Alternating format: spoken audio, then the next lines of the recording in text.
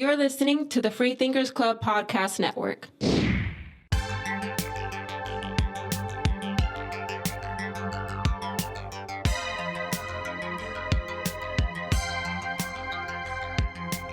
What's going on, folks? Welcome back to another episode of All Factors Considered, and we're breaking down the madness of UFC Vegas 21. And man, there was a lot of madness. Let me tell you this. There's a lot of gray area that we're going to cover today because if we just had rules for everything that was going on, maybe we'd have a little more decisiveness as to the action that happened. But you know what I got to do, man. I got to bring on my co-host, AJ. AJ, man, how are you living, bro? First and foremost, man, would you rather take a blind knee to the head or an eye poke like the one that Bilal Muhammad suffered? If you had to choose in the cage, which one are you choosing, boss?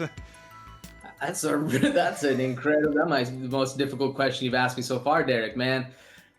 Knee to the head. The eye damage is a crazy one. Like the way it happened, yeah, it's, I don't know, man. That's the worst of the worst situations ever, bro. What would you take? I totally agree with you. I'm taking the knee to the head. I know on the last time I asked, I was like, I need to avoid the brain damage, but I would like to see as well. I got the glasses on already, so I would like to be able to keep my vision intact. So listen, we're going to get into all of that stuff, folks, if you're confused about what we're talking about. So we need to do what we need to do best, and we're going to recap our record, and then we're going to start the clock. So first and foremost, man, it was a watch, man. For the people that are just listening to this, I went 2-2. AJ went 2-2. We got the visuals up, and yeah, man, nothing really changed as opposed to last week. But if you're confused about how there's only 4 fights and we went 2-2, even though there were 6 fights on the main card, we got 2 no contests in there. So really, only 4 fights on the docket, and we'll pull those records down and start the clock, man. So let's do what we do best, man. Assess the damage. Where would you like to start, AJ? Do you want to start from the top? Do you want to start from the bottom? I mean, there was no contest on the top and the bottom, so I'll let you choose. Where do we start today?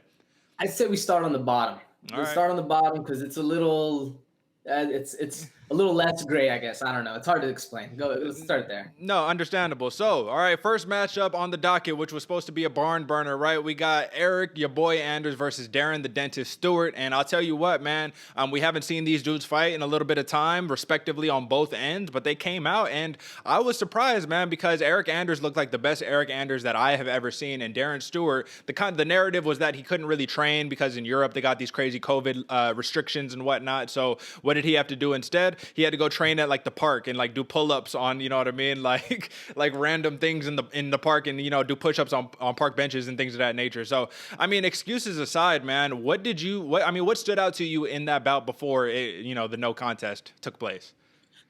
Man, what stood out to me was Andrew's athleticism.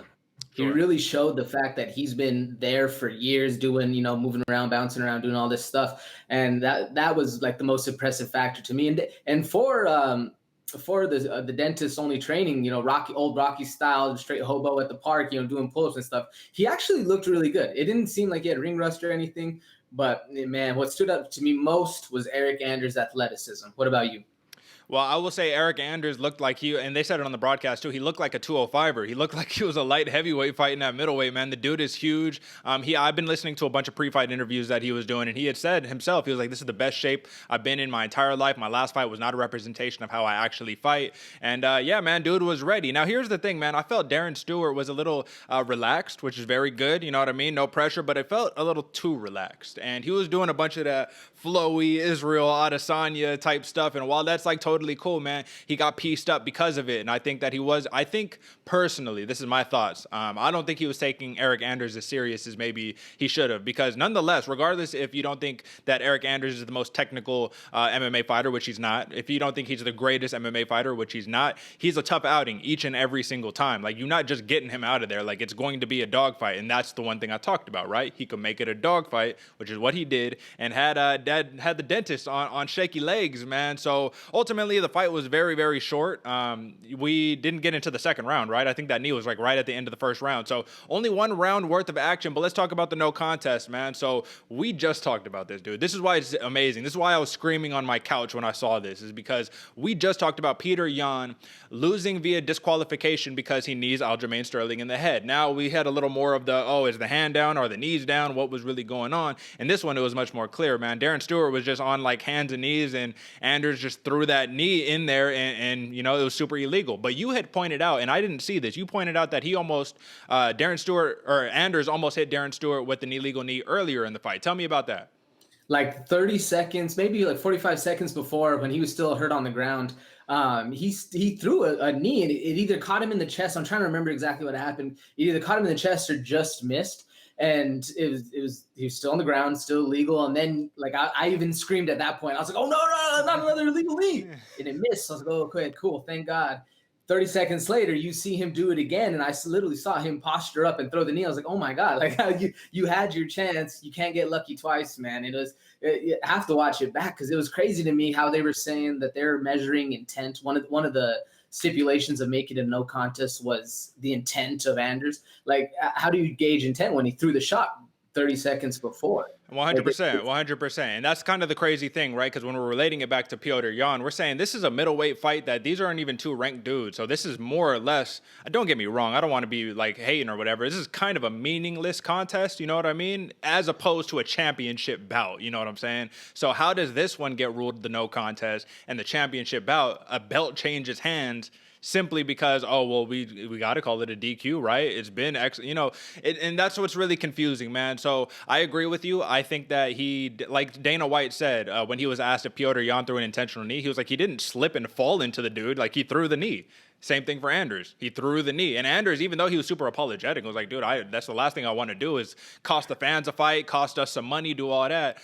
So, like, maybe he was like, I wasn't trying to take your head off with the thing, but I made a mistake. But nonetheless, you did it, and we have to hold these people accountable for their actions. So, in my opinion, I think that we should have just keep it consistent, right? I think that that's the name of the game when we're talking about this gray area, which we'll hit on a little bit later in the show, but let's keep it consistent. You called it a DQ for Yan, call it a DQ for Anders, you know what I mean? And we got more nonsense along the way that we'll hit up, a little bit later in terms of, inconsistencies and whatnot. But Eric Anders, I think the big thing we got to take out of this is he looked really, really, really good. And if that fight didn't end up the way that he did, and if I think Herb Dean was reffing that, I think Herb Dean, he's been a little Mario Yamasaki, or is that Mario? Is that his name? Anyway, he's been a little Just Bleed. You know what I'm saying? Like, I think that he could have waved that fight off. Am I wrong? Was Darren Stewart, was he basically out of there? That was the writing on the wall, right? Oh, he was out. In fact, if Anders would have just landed the knee to the body, I think that would have been the beginning of, or more so the beginning to the end. That would have been the door closing on the final nail in the casket. But what I wanted to talk about was, I actually liked how Herb Dean did let it go a little long, and in a couple of his last fights, he has let it go, let people actually die on their shield, as the saying goes. But what I liked is he actually let the doctor make the decision, instead of in the Yan fight where it was kind of up in the air. They were asking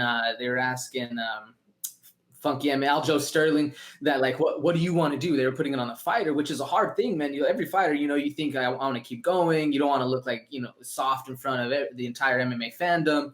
But I like what Herb Dean did, where he asked the ref, like, hey, make a decision, man. And the ref made him walk forward like they would in boxing, tap off the gloves and all that. And he saw that. He was like, no way. So he put the responsibility where it should be in the medical professional who's there to protect the fighters, instead of let ego get in the way and let Mario Yamasaki Jr. step in, Well, let me hit you with a rebuttal then, right? Because I was just listening to the Weigh-In podcast with, I talk about it all the time, Big John McCarthy and Josh Thompson. And Josh Thompson, who was a former, I think he was a Strikeforce and UFC fighter, right? He actually said the opposite. He was all like, the last thing that we need to do is let the doctors decide the fight. Let the doctor decide if I'm going to walk away with my win bonus or not. You know what I mean? Because at the end of the day, we already say, don't leave it to the judges. If you could go, you should go. That's basically what they're saying. Now, my opinion on that is that there needs to be one definitive, I think so, like a referee, he can stop the fight without the doctor coming in. You know what I mean? Like, he can. It's not by their guidelines, by refereeing guidelines and certain commissions guidelines, that's not like the status quo. That's not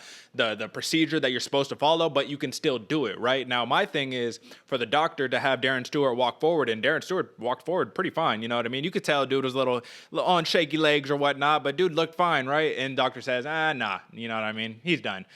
How about Herb Dean just says, "Come on, bro. I've seen so many fights. You're done. You know what I mean?" Like, so I don't know. I don't know if it should be on just the ref. I don't know if it should be on just the doctor. I don't know if it should be mutually between the both. But I do know that the UFC or these athletic commissions, they need to have better protocol. You know what I mean? Because you can make Herb Dean look bad or referees look bad, or you can make the doctor look really bad in these respective, situations. But nonetheless, man, I do agree. I think that fighters oftentimes, right, they're gonna go out with their ego and they're gonna say, "Oh, I'm gonna fight," and they're gonna have further brain damage or whatever the case may be. And it's really tough because we just saw how Aljamain Sterling is being treated after not literally taking a fat knee to the head. It's like, I don't know, it's a lose-lose in this situation. But I think it's definitely interesting, and I think this is one of the many examples that's gonna help us shape the sport as we go further. We need to remember this sport is still in its infancy. Like, we haven't been doing this thing for 100 years or whatever the case may be. If anything, this is we just passed like 25 years. It's not even 30 years old of a sport in the UFC. But nonetheless, man, let's move on to the next one. This one was a big one. Manel Kape versus Matheus Nicolau. And listen, man, this one for a lot of people, this is on the robbery report. You know what I mean? A lot of people are screaming robbery. But I have to be honest with you, AJ. I got to be truly honest with you. When we were texting back and forth and it was in real time, I was like, dude, I think I got Nicolau winning this one, man. You know what I mean? And you went for Kape, right? And then I started looking on social media and I'm like, damn, everybody is going for Kape. Like, what am I not seeing? I actually picked Kape. I wanted him to win, but that's just not quite what I saw. So what did I do? I went back this morning and I went and I watched over the fight again. I'm going to be honest with you, AJ. I think Nicolau won that fight. Now, convince me otherwise. Tell me why you think Kape won the fight. What was it that did it for you? Well, that's it. I like that you pointed it out because both of us were going for the opposite picks we made, or at least in the judging, we were like, I think this guy won, even though I predicted, all that back and forth. But to me, Kape looked like he was gaining confidence, and if this fight would have been an actual like to the death fight, I think Kape would have outlasted him, and I think he would have outpaced him and just put the hurt on. And he was just kind of starting to go, which to his fault, he lost round one. He was a very slow start, didn't really come out. And I think once he hurt Nicolau for the first time, that's when he really started to let the hands loose and get comfortable in the chaos. But I think at the end of the fight, he was just putting more volume, more pressure, and landing more of the shots. And in fact, there was a couple times where Nicolau was shooting that he was able to defend, sprawl out, that he wasn't able to defend in the first and second round. And then there was another one where I forget in the exact exchange happened. He either hit him with a retreating right or a check left, but put Nicolau down. Like his knee hit the ground and it just looked like a slip, but he caught him. He caught him good. And he was landing a lot more shots, a lot more fluid, and it was being more impressive. Like I said, he would have ended the round more impressive, especially if this was a 5-round fight or even, longer and going forward. That's what I saw anyway. How did you think Nicolau? That's what I'm surprised about. What were you seeing? So when I'm watching it back, right, we can all agree round one that went to Nicolau because of the takedown, because of the control, all of that. Round two, Manel Kape, he came in, he actually let the hands go. So that was clearly Manel Kape. He outlanded him. Let me see, in round two, in terms of significant strikes, he outlanded him 28-21. But it seemed like it was a lot more than that at the time, right? Nonetheless, we move on to the third round, and that's where things got interesting to me because when I look at the official numbers, which I have in front of me right now, Manel Kape outlanded Nicolau 31-27, right? However, Nicolau threw 51 punches and Kape threw 71 punches. So Kape was missing a bunch, right? And the notes that I wrote down, because I actually wrote down notes for this because I watched it to score, right? I noted that in round three, right, for every 1-2 good little shot that Kape is landing, Nicolau's landing 4 or 5. You know what I'm saying? Like he's picking them apart. He's hitting them with clean 1-2s over and over and over again. Manel Kape kept getting hit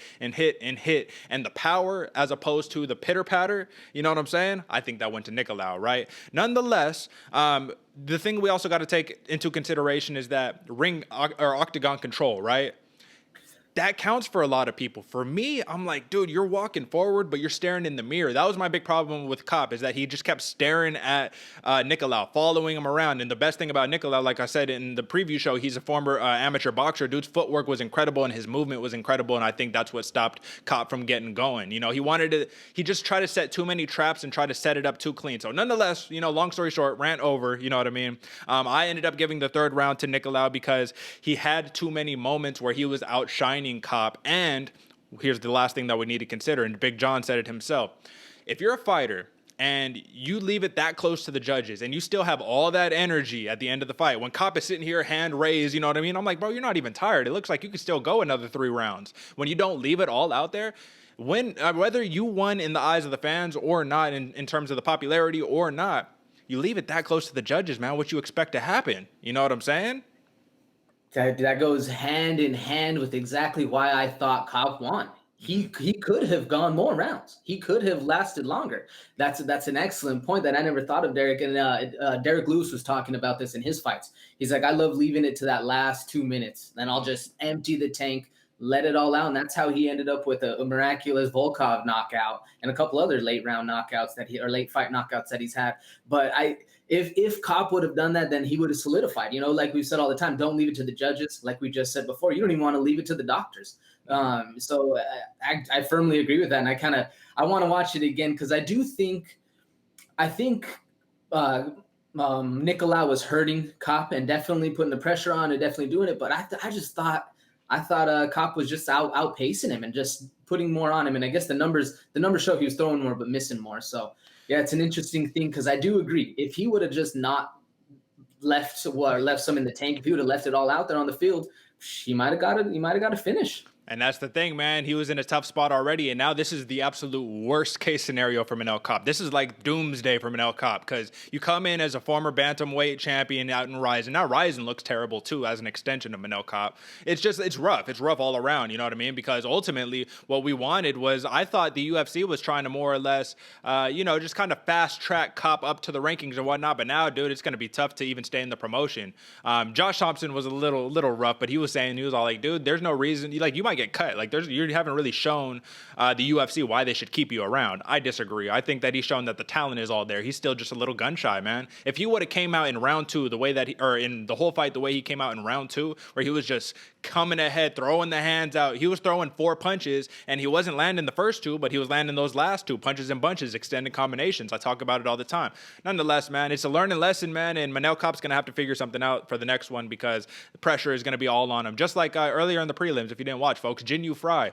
She fought Gloria DePaula and spoiled her UFC debut, man. It was such a must-need win, and I'm so glad that she got that. But that's how it goes. But let's talk about Manel Nicolau really quickly, man. This fast tracks him to almost up to the top 15, right? And if you go on Tapology and you look at the overall worldwide rankings, Manel Kape is about 17 or so, right? So I'm just saying this puts him a lot closer to that top 15 than he was before the fight.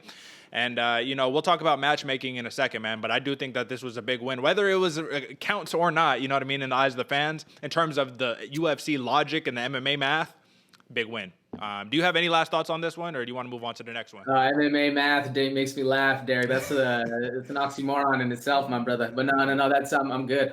Let's roll it. Right on. All right. Well, the next one, man, is something that blew my mind, dude. Jonathan Martinez versus Davey Grant. And you got the dude in Davey Grant, man, who is he came off of a big knockout, round 3 knockout to Martin Day.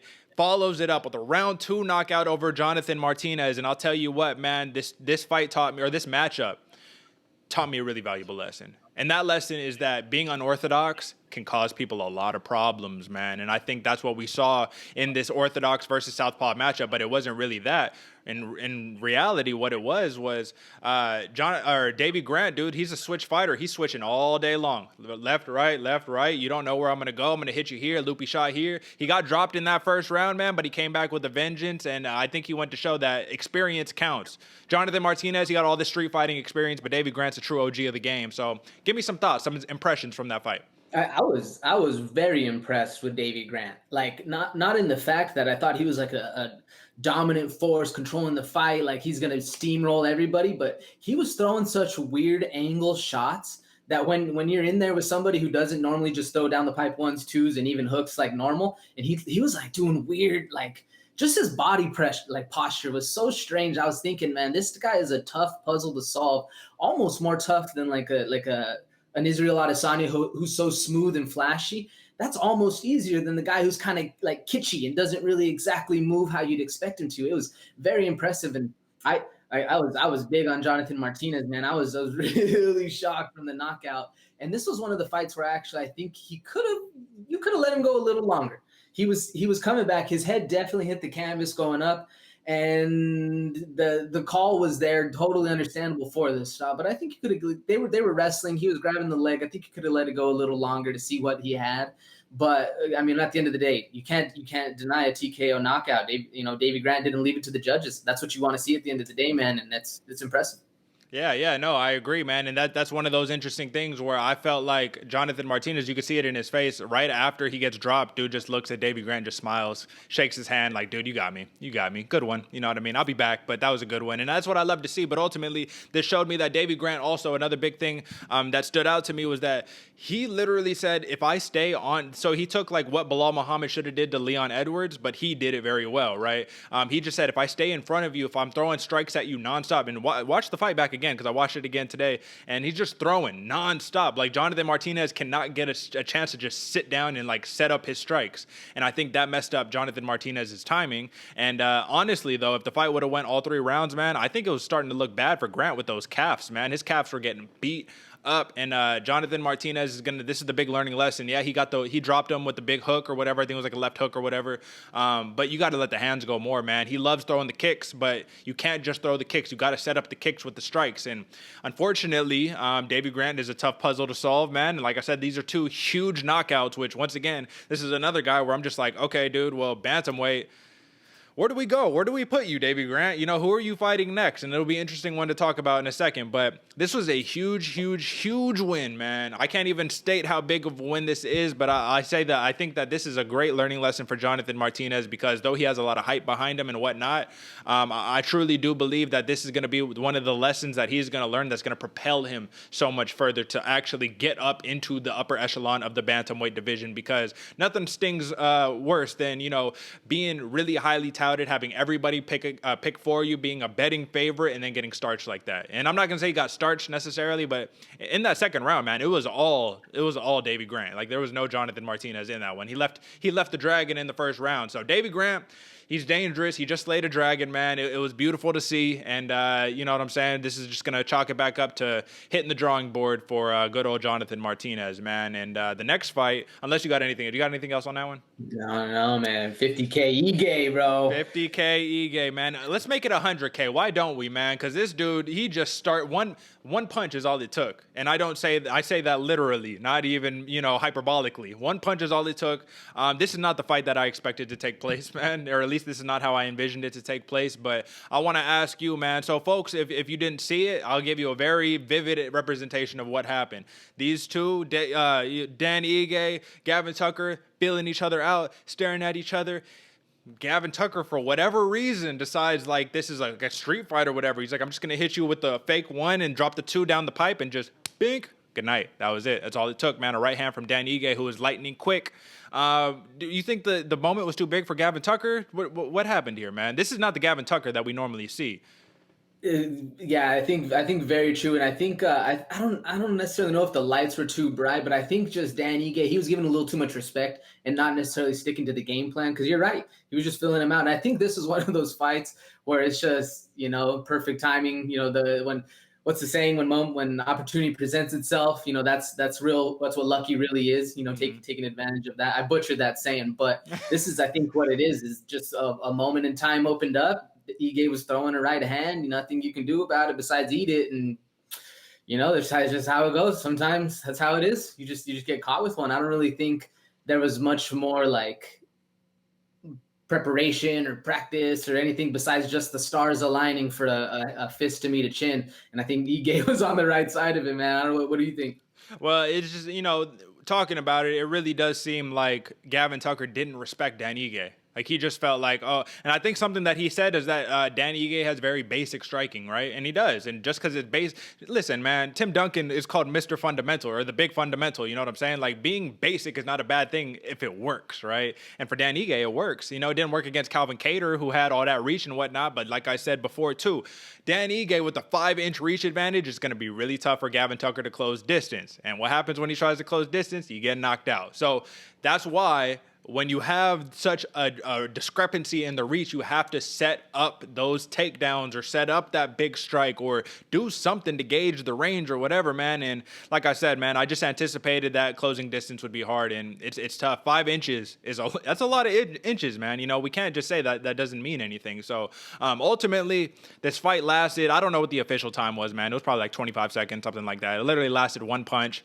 This is huge for Danny Ige. I don't know where he goes from here. We'll talk about that in a second. But nonetheless, man, Gavin Tucker, I feel for you. This is only your second loss professionally. So once again, probably another wake-up call, but you lost a lot of stock, my man. You lost a lot of stock. And if you could have got the win, this would have been fast track to the title, probably something like that. But oh well, that's the name of the game, man. This is the Hurt Business. This is combat sports. So not much to talk about in that one. Let's move on to the last actual fight that we saw, which was Misha Cirkunov versus Ryan Spann. Once again, man, this one played out almost exactly as I anticipated, and almost exactly, which is so odd, like the Alexei Oleinik-Chris Daukaus fight. This is basically the same thing, man. Misha Cirkunov, man, what happens now, dude? He's so now at this point, I think he's like 1-4 in his last 5 now. You know what I'm saying? All of his losses are first round knockouts. So is this it? Is this the beginning of the end for Misha Cirkunov? What do you think? I definitely think it's the beginning of the end, but they're in the, what was it, weight class of light? Yeah, they're 205ers, right? Yeah, exactly. So there's a little bit of room there. So I think you can keep Cirkunov definitely down below, but I agree, man. It's looking rough. He does train with he's a training partner with Johnny Walker, so you know he's training good, and he has like big camp around him. So there's still definitely potential for him to keep fighting. I think, especially because I think the 205 division so wishy-washy, so like just lost in the ether more so than anything, because there's not really any direction with everything going, and it drops off heavily after, you know, I think like number 8. Like it's pretty So I still think there's room for him. I definitely, you got to change something, man. You can't be losing all round 1, because if this was when the 155, dude, you'd already be cut. Yeah. You know what I'm saying? Yeah, I agree with you, man. And that's what sucks sometimes, is that scarcity of the division. You got to keep these guys around. And don't get me wrong, man, Misha Cirkunov is a scary outing, but he looks a lot scarier than what the in-ring performance is, right? Ryan Spann basically said, I'm just going to walk through these punches, dude. Like, if this is the best you got, which it is because you're a first-round guy, if this is the best you got, I'm going to walk through and I'm going to show you. People forgot about Ryan Spann. Losing to Johnny Walker dropped his stock tremendously, but, dude, this dude is legit, man. I've been saying it from the jump. I've been watching this guy's fights, and he said it, man. He was all like, I feel like I kind of got one back in there, too, because Misha Cirkunov, like you said, he's teammates with Johnny Walker, and he was actually in Johnny Walker's corner when Johnny Walker knocked out Ryan Spann. So, ultimately, man, this doesn't do too much for Ryan Spann, because the highest he can go, which once again we're overlapping, we'll hit this matchmaking just right here. I think that we should right after this, man, and tie the Leon Edwards, Bilal Muhammad into the kind of the end part that we're going to talk about. But so to end on this note, I think that ultimately Ryan Spann doesn't get into the top 10 because Misha Cirkunov was at 11 and Johnny Walker is like right there, right above him. So you can't go higher than Johnny Walker. You just got knocked out by the man. You're going to have to fight another mid-level cat, man, or, unless we just got to see how the division shakes out. Ultimately, this is what makes it difficult, right? But big win for Ryan Spann, big puncher.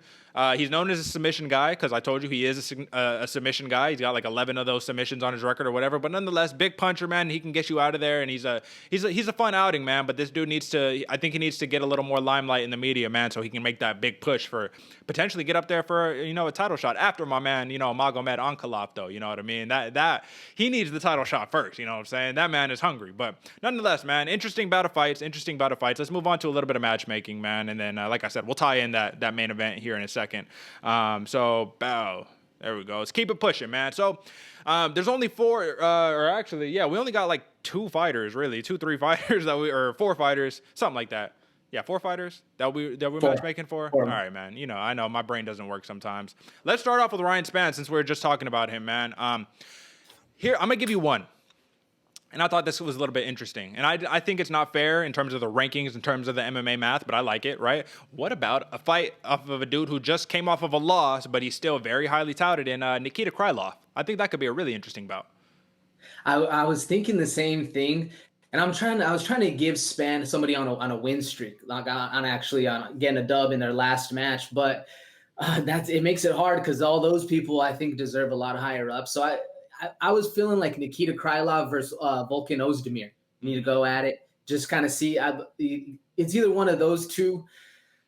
Because it's such a hard where he's at in the rankings, man. It's so hard to say like where exactly. But I was the only reason I didn't write down who was writing down for who I would like to see Spann fight. I think him and Walker need to run it back, or Ankalaev. And it's hard. Like I said, you would give him Ankalaev, but Ankalaev deserves a higher shot. So, but personally, I would like to see Ozdemir and Krylov go at it first. Yeah. But like I said, that shakes with the whole. It's a hard thing. We got to see how the division unfolds. So it's an interesting match either way because they're all in the top 10-ish. If I'm not mistaken. No. I mean, Krylov and Ozdemir are, but ultimately, man. So the next fight that's happening, a big one for the rankings in light heavyweight, is UFC 261, and that's on April 24th. Right, we're gonna have number 6 ranked Anthony Smith facing off against number 12 ranked Jimmy Crute. And I was thinking, all right, well, I don't know if you can get the winner of that, but if Crute were to, I don't know, like how about the loser? How about the loser of that fight? You say, I know we don't want to match these dudes up with losers or dudes who are coming off of a loss, excuse me, not a loser, but ultimately, it's tricky for Ryan Spann. He's in this limbo, and like I said, the division just got to shake out a little bit for him to have a clear look at who's next. And that's something that he was talking about, is the winner of Anthony Smith versus Jimmy Crute is who he'd be interested in. So nonetheless, and I guess the last part, Jimmy Walker, I mean, he is ranked number 10, but if you're Jimmy Walker, why do you take that fight? You know what I mean? It doesn't really make sense if you're Jimmy Walker. You're like, I just knocked this dude out. It wasn't even close. So let's move on to Dan Ige, man. So I think he moves up from number 9 to about number 7. That makes the most sense to me because you fought a unranked dude, so you shouldn't really move up that much. But ultimately, he's doing a little bit more than I think Emmett and Jeremy Stevens and things of that nature. I'm thinking interesting about number 5. Give him the Korean Zombie. What you think about that? Yeah, that's exactly how I was going, man. Chan Sung Jung, why not? Like that's the next level up for sure, and that's definitely where Dan Ige wants to go, and that's who I'd like to see him fight. If he's going to be a little more conservative, you said he's working more than Josh Emmett. That's another interesting fight for me to see because that'd be a banger of a match. But if I was Ige, man, I'm looking at that Chan Sung Jung, that Korean Zombie going at it. Yeah, man. Because I was thinking maybe it's Zabit, but I was like, Zabit's a little too high. Don't give him that. Maybe a Cater rematch, but I don't know. I think Zabit and Cater should go at it. That should be the match. And then Ige, Chan Sung Jung, those two winners, boom, boom. I say, Dana White, man, what's up? Holla at us, man. We booking these fights for you. We're making your job easy, man. But no, I like that. I like the Korean Zombie fight the most, to be honest, especially because Brian Ortega is about to fight for the championship. So it's like you can't really take the loser of that because if Volkanovski loses, that's a rematch, and you know how it goes, man. But okay, the one that was really difficult, man, Davey Grant. What do we do for this guy, man? He moves maybe closer to the top 25, maybe, right? Here's one for me. This is, and I have a much more dramatic one, but I don't want to give that one out because you might say this one. But I thought a dude who was just on the same card, he's calling out legends. And so instead of calling out legends, why don't you call out somebody who's actually fighting, who's actually active? How about Ronnie Yaya? You know what I mean? He just got the dub over Ray Rodriguez, arm triangle, right? This dude is a legend, 27-10-1, submission specialist. All of his wins are by submission. Davey Grant's a submission guy, man. He's not this knockout guy. That's what we know him as right now. But I think that would be a really good test because, like I said, Ronnie Yaya, he's about ranked 20 or something. You can't give Davey Grant someone too high. It just doesn't make sense. So what do you think? I think that's a little more well within the realm of reality than I was going, man. Who I was thinking is Eddie Wineland. Throw him at Eddie Wineland. Let's see if, like you said, he is a submission guy, but he just got a knockout. Let's put him up against another guy who's down to bang it out and throw some hands. But Wineland just got knocked out, man. You know what I mean? I think Wineland's getting cut. I think it's 1 foot out the door for Wineland right now. Here's another one, and just really quickly before we move on to these last ones and hit that main event talk. How about Saeed Nurmagomedov, man? You know what I mean? He's about ranked number 22. He's ranked a little further back than Ronnie Yaya. 14-2. He's 4-1 in his last 5, man. I'd be like, listen, that's a big test. Davey Grant's a veteran, man, and you can't replace experience with anything else. You can't. You just can't. So it could be interesting. I don't know. When you got you took the words right out of my mouth, man. I had Eddie Wineland or Saeed Nurmagomedov, so It's you hit the nail on the head. I was gonna say that one, man. Yep. Perfect. I was just gonna say, when you got the last name Nurmagomedov, man, obviously that carries much more stock than it probably should. It's like the next Gracie iteration or whatever, but interesting fight to make. And then lastly, man, Nicolau, you know what I'm saying? Since he moves closer to the top 15, I think you can give him Tyson Nam, man. I don't think Tyson Nam should be in the top 15 right now, and I think that you should have to duke it out. I think you should be able to do that. Be like, I'm challenging you, number 15, for your number. I want your number. What's up? Can you stop me? What are you gonna do? What do you think? I love that idea, and that's actually who I had. So actually, one of the ones they were supposed to fight a little bit before, and he's kind of unknown, is Tagir Ulanbekov. Mm-hmm. I don't even know how to say his name. Right. He's an unknown fighter, and I think that'd actually be a really good match for him because I was looking at the stats and I was going through it. Or Tyson Nam. Tyson Nam would be a good scrap because I don't think he's deserving of it, and I think you should give him Nick. I wasn't that impressed by Nicolau's performance, so I think that's why I was a little harsh in giving him Tagir, somebody who's also unranked. So if we watch it back and I'm a little more impressed by what's going on, I definitely think Tyson Nam's the route to go, and that's why I was kind of put both of them up there. But I think you go with Ulanbekov and give the other homie a chance too. Let him see what's actually going, and let us get a definitive performance instead of a split decision win. Yeah, no, I'm with you, man. I'm with you. So there's a lot of options for him. I was even thinking if you really want to go crazy, I think he's ranked right now, so it'd be a little too high. But Sumaderji, you know what I mean? Dude's 14-4, 3-2 in his last 5. Dude's got a lot of stock on him right now. It'd be an interesting fight because I think Nicolau, he's got a lot of weapons, and obviously as we have seen, right? But nonetheless, man, you know what I mean? That's our keeping it pushing section for this week's program, man. And then let's hit the word on the street, which is going to be, we don't got no crazy MMA news, but what we do have is eye pokes going on, illegal shots going on, man. Exactly, gauging too much distance with that, man. Hands up, but you can't have your hands up because the glove is forcing your hand down like that, so you have to actually use the flexion in your hand to, it's just crazy, man. When is the UFC signing a deal with Trevor Whitman and getting the Onyx gloves? Do you think that at this point, man, it's like their back is up against the wall, like you have no choice, bro? This stopped a main event from, you know, you just robbed the fans of, you know, and if there was actual fans in the building, imagine how pissed off people would be and be like, dude, fuck it. You know what I mean? No more of these bullshit gloves. What do you think? I agree, except I was on that board, like I was on that ship right when I saw the eye poke. You know, I've been on that Trevor Whitman glove game. Why not? Like, it makes sense. But Leon Edwards actually had a really good point to it, and he said he didn't think it was the gloves, and I thought it was the gloves until I saw a picture. And what happened is he hit Bilal, and on the pullback is when he got in the eye and pulled basically out. So his fingers were down, and he just got inside. It was like the craziest thing because he did hit him with a punch. It's just how his hand was facing down went into his eye. Yeah. So it's like almost like, how are you going to avoid it? It's just kind of like it's hard to say because you don't want a glove that's going to give grapplers more of an advantage or a disadvantage. You know, you want something that's going to be a little more free flowing. Well, it's like the MMA gloves that I train with, man. There's like a padding over here, so it literally tucks your hands down. So when I'm punching, right, and I'll hit a bag or whatever, the thing that's, if anything is taking any damage, it's these knuckles right here. You know what I mean? And folks, for the folks listening, it's not your main knuckles, but it's like the middle knuckle between like the tip of your finger and the actual main knuckle, right? Like that's the only thing that's actually hitting something. So it's at least it's bending your fingers down that much. Nonetheless, man, how about the gray area in the sport? Because why? So this was a no contest, right? In my heart, in my gut, I was like, oh my God, Leon Edwards just lost. Like Bilal Muhammad just won. He can't continue. You poked him in the eye. Herb Dean just warned you, watch your weapons, man. He just warned you and you just did it again. Is that not you know, like the makings of a disqualification? That was literally one of the things of why Peter Yan got the DQ was intent.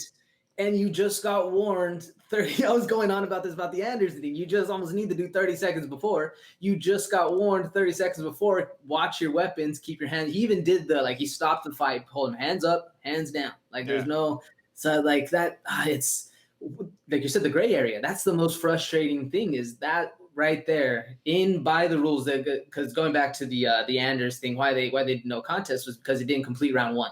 Mm-hmm. Okay, so this fight did complete round 1. This was an eye poke in the second round.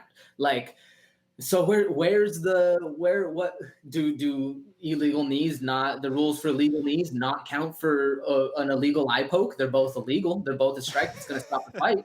What the fuck? I agree, man, and that's really the difficulty in this whole entire thing, man. And one thing that I do have to point out, man, is this is something I caught. I don't know if you caught it in the broadcast. So Herb Dean is basically sitting here with Bilal Muhammad, and he's all like, "Yo, Doc, we need you to take a look." Herb Dean, first off, you do one thing you're never supposed to do. You don't tell people to calm down. You never tell people to relax. That actually heightens the stimulation in the body. Like, it's literally the opposite of what you're trying to do. But he's telling Bilal Muhammad, "I know you can't see out of your eye right now, but you need to just relax because the doc needs to take a peek at it, right?" Nonetheless, so the doctor or somebody came up to Herb Dean and was trying to like tell him something. I think it was somebody who worked with the company who was all like, "Bro, you got to hurry up and make a decision."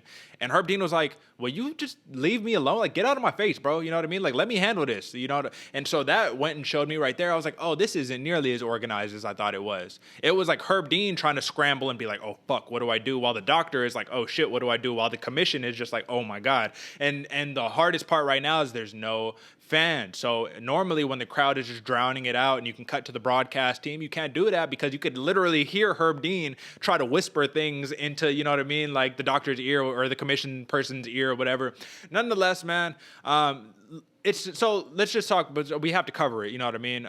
This fight lasted basically a round and some change. And in that round, Bilal Muhammad, he ended up being the one who was getting walked back. He got rocked bad. He ate a head kick, and it looked like he was out on shaky legs. And Leon Edwards says the finish was there. He saw it in Muhammad's eyes. This wasn't really. I know I don't really agree with that either. You know what I mean? I think Muhammad's a dog, man, and I think that 5 rounds was the perfect opportunity for him. But nonetheless. Listen, it was clear from what we saw, man. Just like the Anders fight, we're pretty positive Anders would have won the fight. I'm thinking the trajectory of where it was going, Edwards would have very clearly won the fight unless Muhammad was able to, take it to the dog rounds, which is with the 5-round fight. It's hard to ever say we only saw 1 round. That's how the fight would have played off. So. Yeah, I mean, I definitely agree that it was the 10-9 to Edwards. He definitely won the fight. He rocked him.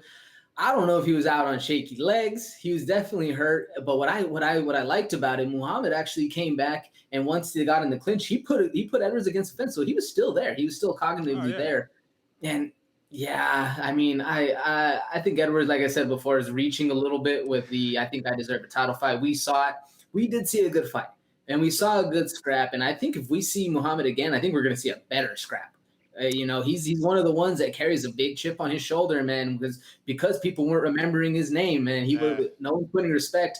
And now, man, I think we're going to see a hell of a dog come out. And personally, I think they run it back, but it's hard to say, man, because it's just very hard to say if they run it back because Edwards says I want nothing to do with the rematch. You saw there's not, and in my opinion, when I watched it, there's nothing that merits a rematch from what I saw. But it's what I didn't see that makes me ask the question of like, okay, but you only fought for a round, so what are we talking about here? Nonetheless, man, Onyx gloves. Let's stop the eye pokes. Let's clear the gray area. Let's sit down, have a board meeting that says this is how we handle an eye poke. This is how we handle a knee where the other opponent cannot continue fighting. And you know what I mean?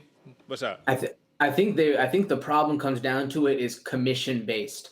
Each commission has a different set of rules, different set of referees, different set of judges. So if we're able to, and they say the unified rules of mixed martial arts, apparently it's not that unified. Nobody knows what to do for a different set of knees, a different set of fighters. Like there's no unification at all. And I think that's the biggest takeaways. That's what we need to do, man. Well, you know what, man? I'm glad you pointed that out because last thing, clearly we're out of time here. So we'll wrap this thing up in a second. But ultimately in Nevada, they use the hybrid rules of the downed fighter. So it's not even that's the thing, right? You go to California, it's different rules. You go to Nevada, it's different rules. You go to New York, it's different rules. And that's the thing is this, well, we have to remember big picture for the folks listening and watching, big picture, this is a promotion. This is not a league. This is not a NFL. We can make up rules on the fly, and that's the beauty of this sport, man. And listen, it's just the reason why I think we have to be so diligent. We have to sit here and criticize so heavily is because it's not like you're playing a basketball game, man. People's brains and their health is really at risk here. Bilal Muhammad, let's still knock on wood, man. We don't know what the result is going to be. He said he's getting some of the vision back, but who knows if he's going to have permanent long-term eye damage, man, that could completely change his career. Just like Eric Anders, who just had to get his eye injury fixed up because his depth perception was changed, and in fighting, it's kind of important, depth perception, right? But nonetheless, folks, that's the recap, man. That's the UFC Vegas 21 recap and analysis. We gave you the matchmakings. Dana White, once again, man, give us a call, man. We doing this thing for you. Come on, dog. And that's the word on the street, man. UFC, y'all need some Onyx gloves or whatever, man. Just go old school style and just curve the things down, man. Maybe it's a little tougher to grapple, whatever, but maybe you'll save some eyeballs. I don't know. AJ, you got any last words for the people? Man, I'd much rather see it harder to grapple and save some people's eyes for sure, brother. But no, I'd say it other than that, man. I'm excited for next week coming up, and good beyond, bro. Right on, folks. We got Kevin Holland versus Derek Brunson next week. I might have said that backwards. Yeah, Brunson's actually the A side. Let me not disrespect. But nonetheless, tune in on Friday for our preview show. Tune in on Wednesday for the betting show. You know where we're going to be at. Drop a like, hit the subscribe button, and click the little bell notification icon to catch all 3 of our episodes every single week, man. Follow us on Instagram, All Factors Considered. Hit the website, www.allfactorsconsidered.com. You know what it is. Until next time, folks. Peace.